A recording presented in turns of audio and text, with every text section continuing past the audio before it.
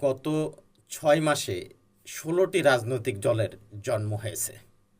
ছাত্র জনতার অভ্যুত্থানে গত বছরের ৫ই আগস্ট হাসিনা সরকারের পতনের পর থেকে এখন পর্যন্ত ৬.৫ মাসে ১৬টি রাজনৈতিক দলের আত্মপ্রকাশ করেছে। গত বছরই আত্মপ্রকাশ করে ১১টি রাজনৈতিক দল, আর চলতি বছরের প্রথম ২ মাসে ৫টি রাজনৈতিক দল আত্মপ্রকাশ করেছে। তবে এসব দলের বেশিরভাগের লক্ষ্য অস্পষ্ট।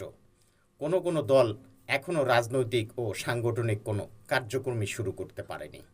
এই দলগুলোর মধ্যে রয়েছে ওয়ার্ল্ড মুসলিম কমিউনিটি, সমতা পার্টি, আমজনতার দল, বাংলাদেশ জন অধিকার পার্টি, সার্বভৌমত্ব আন্দোলন ও জাতীয় বিপ্লবী পরিষদ, জাতীয় বিপ্লবী পরিষদ, নিউক্লিয়ার্স পার্টি অব বাংলাদেশ, জাতীয় নাগরিক পার্টি, জাতীয়তাবাদী গণতান্ত্রিক পার্টি, বাংলাদেশ জনপ্রিয় পার্টি, বাংলাদেশ সংস্কারবাদী পার্টি, বাংলাদেশ জাগ্রত পার্টি, বাংলাদেশ গণতান্ত্রিক পার্টি, বাংলাদেশ গণতান্ত্রিক শক্তি, বাংলাদেশ সোশ্যাল ডেমোক্রেটিক পার্টি।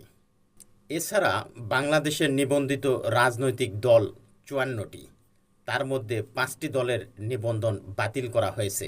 এগুলো হলো বাংলাদেশ জামাতে ইসলামী, প্রোগ্রেসিভ ডেমোক্রেটিক পার্টি পিডিপি, ঐক্যবদ্ধ নাগরিক আন্দোলন, জাতীয় গণতান্ত্রিক party Jagpa, Bangladesh freedom party.